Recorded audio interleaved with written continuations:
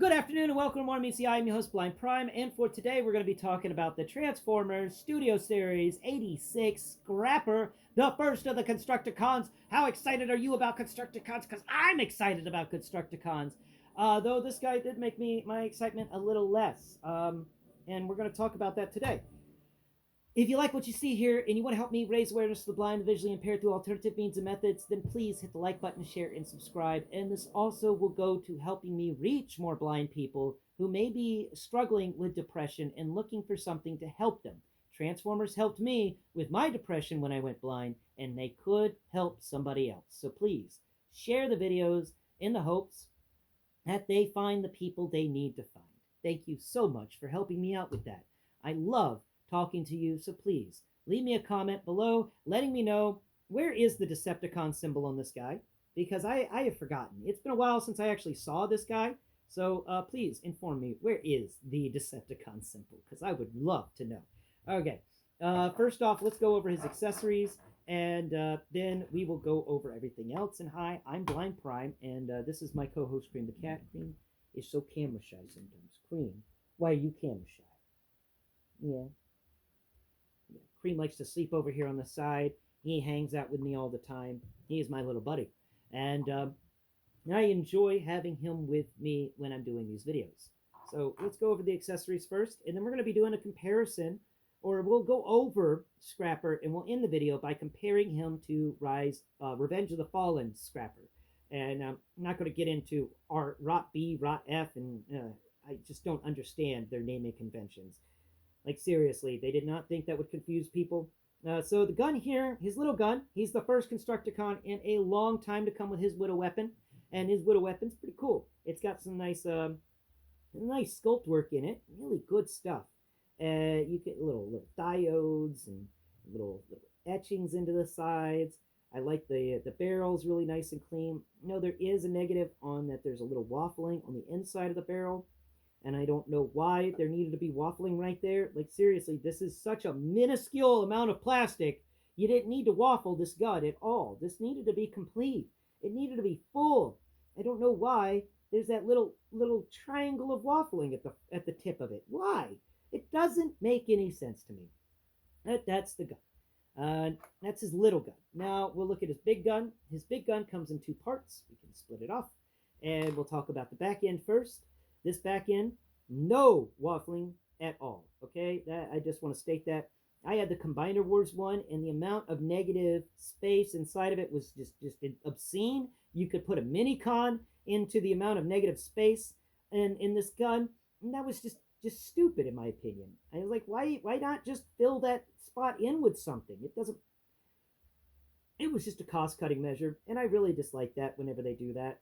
Like, release a good product. If it costs a little more, then put a little more, put a better price on it, and just do that. I know, it's easy for me to say, just do that. It's much more difficult to do that. Now, the gun here, the back end of this gun's got some really nice details to it.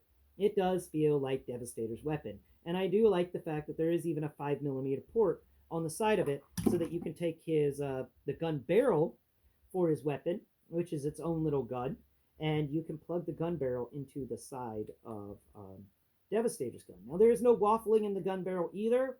This is all solid plastic, and I really appreciate that.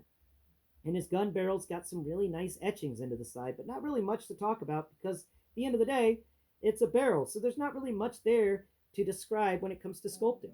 Now, but the barrel does have a iron sight and a 5mm peg. So when you combine them together, you get this really nice iron sight, and it's all good. So we're going to set the combined gun off to the side over here with his Widow gun and his Widow weapon, I should say, and talk about Scrapper in depth. So we like to start from the bottom and work our way up here at Blind Prime. So first off, we'll talk about the bottom of his feet are waffled. That is a shame. I wish that wasn't the case. There's a lot of hollowness in the bottoms of his feet, but that's what we get.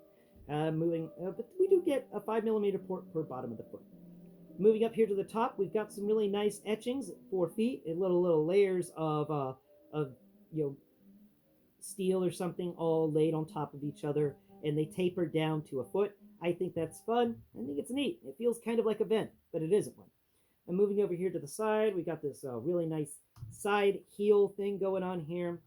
Move around to the back.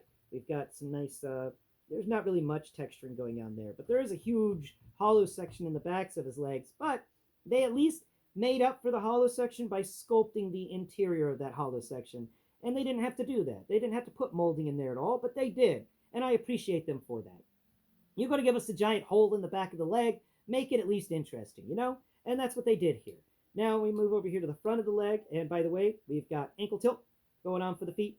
Moving over here to the front, we got minimalistic etchings in here. We got a little square piece, some small, what feels like almost vents, but aren't quite vents. And little circles etched out and some other etchings into these feet.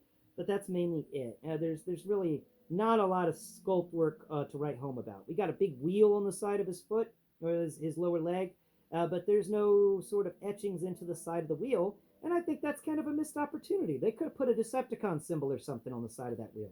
Now we move up here to the thigh, and we get a thigh that doesn't have any sort of real texturing or sculpt work at all.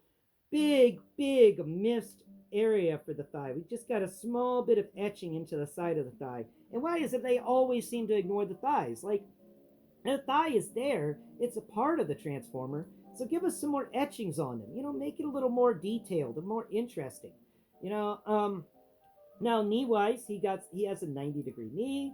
He has a thigh swivel. He can kick at 90 on the side. He can kick up at 90. He can kick back at 90. That's just about all he's got available there. Now we move over here to his groin area. We've got this big groin going on here. Just a big old block of steel and a little skirt on either side of him.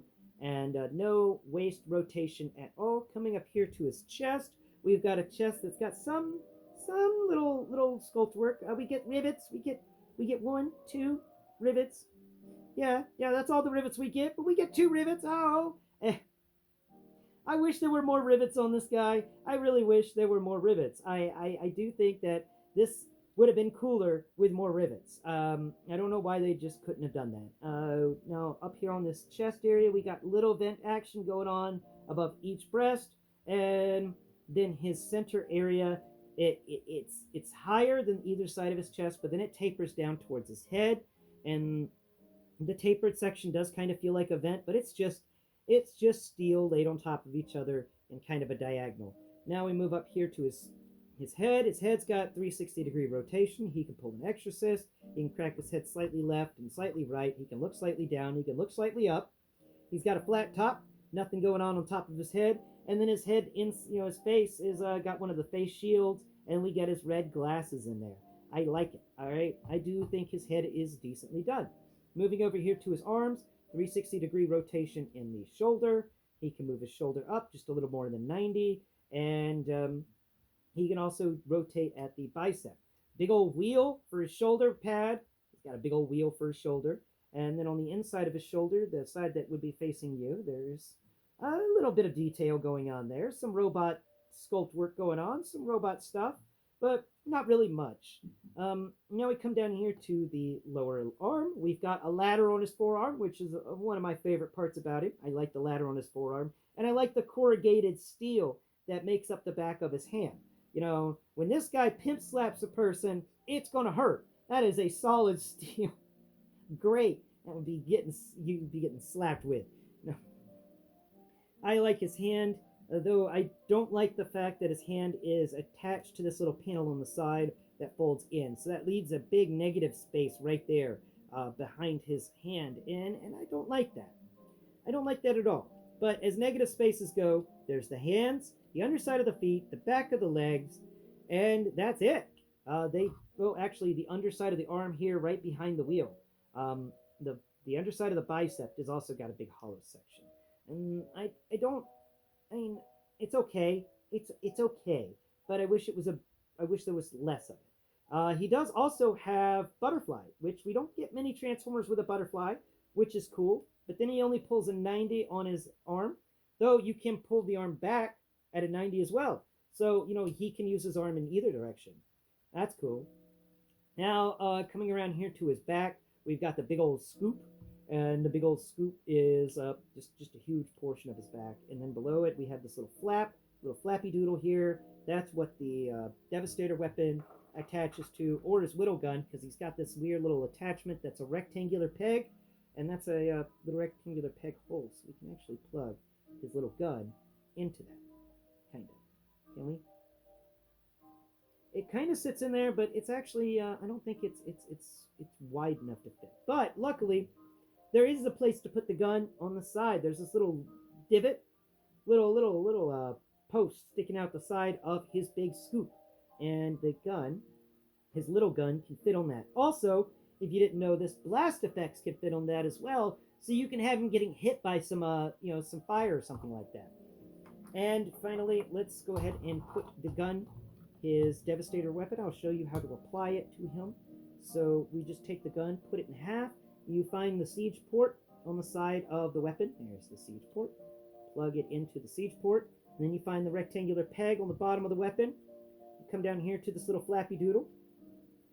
Put your finger underneath the flappy doodle so it doesn't fold, because it's on a hinge, and that is annoying to have a hinged piece that other things plug into, because then you always have to make sure that you keep that hinge steady while you're plugging it in, or else it won't matter and everything will fall apart. I always make sure that hinged piece is steady. Come on, hinged piece. There it goes. And it snaps in place too, which is really fun. I like that. And I like that it works pretty good. Unlike the Combiner Wars Devastator, this one seems to be each individual bot will be able to carry the stuff pretty decently. I didn't like the Combiner Wars Devastator because most of it just ended up getting carried by Long Haul. And this one, from what I understand, there's going to be a trailer, so Long Haul won't have to be carrying everything. You can just have it on a trailer, which I'm excited about. I can't wait to see what they do for wheels.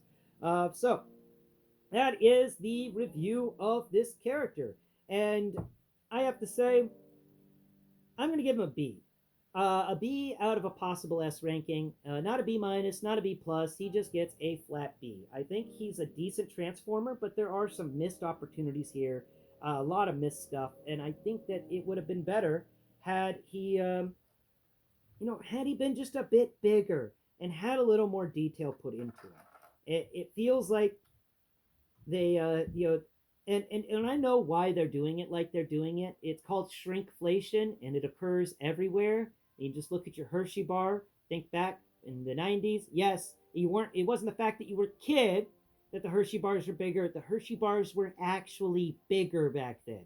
And that's the case here, because look, we've got Revenge of the Fallen Devastator Scrapper here. And Scrapper from Revenge of the Fallen was actually cheaper than my Scrapper from the 86 movie, bigger than my Scrapper from the 86 movie, has far more detail in it than the Scrapper from the 86 movie, and weighs more than the Scrapper in the 86 movie, and also has a much more complicated transformation that I adore than the Scrapper from Studio Series 86. There's just a lot here that I'm like, really? Why? Why? Just why? I know the Hasbro CEO said he was shrinking the size of the things because he wanted to keep the price point the same. And I'm one of those people that's like, look, I want to keep all my Transformers in the same scale. So change the price, but leave the Transformer the same. I'm going to complain about the price. Yeah, because we all complain about the price. But the price is already a lot more. This is $35, and this guy was $30. And there's big differences between the two. And I think that the Scrapper that cost me $30 from the Revenge of the Fallen movie is a better Scrapper. And I wish it wasn't so. I wish it wasn't so. I'm still going to get the rest of the Constructacons from 86 because I sold my Combiner Wars Constructacons to get the Studio Series 86 Constructacons. And honestly, the way the Combiner Wars Constructacon plastic felt, I'm very happy with this because that is a big bonus on this figure. The plastic is good. It doesn't feel like that cheap nonsense that Combiner Wars had. And maybe that's part of it. But weight-wise, 86 Scrapper weighs less than ROTF Scrapper. and then we can put them face to face, breastbone to breastbone, and we see that A86 Scrapper is shorter, and ROTF Scrapper can like straight up pull an alien and eat the top of his head. Like, nom, nom, nom, nom. You can also wrap his arm around Scrapper's body, his shoulders, like a little buddy. Yeah, Scrapper's your buddy, Scrapper. It's just Scrapper and Scrapper, the new TV show coming to Fox. Thanks again for watching today's video. I've been Blind Prime, and this has been Sleepy Cream. I hope that you've enjoyed today's episode, and I hope that I've been able to help you figure out more about this robot mode for Devastator, Constructacon, Scrapper from Studio Series 86, because I refuse to call it Studio Series the movie. That messes with my head. Thanks again for watching today's video, and please hit the like button, share, and subscribe. Tomorrow, we will be here with Blindformers teaching you how to transform this guy from robot mode to vehicle mode, and we're knocking things over here at Blind_Prime. Till next Prime, bye-bye for now.